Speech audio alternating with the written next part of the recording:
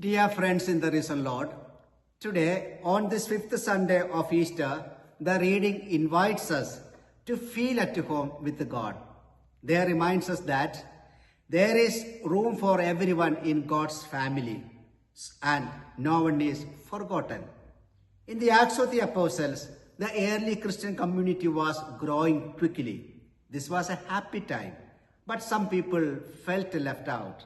So the community chose 7 good and trusted people to help care for others. This shows us something important. Helping is a holy work. Serving food, listening others, and caring others are just as important as praying. Every small act of kindness matters to God.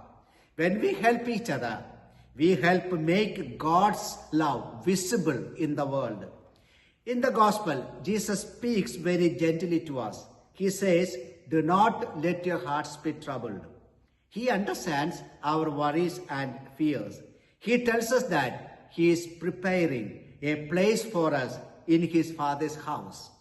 This means we are always welcome with God and we belong there. When Thomas asks how to get there, Jesus answers simply, "I am the way, the truth, and the life."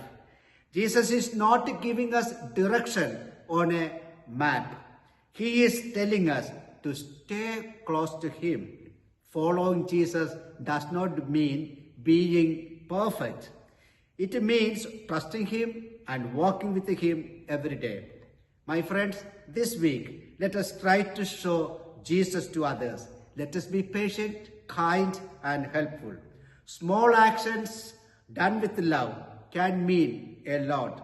Remember this. You are never lost because God always holds you close. God bless. Amen.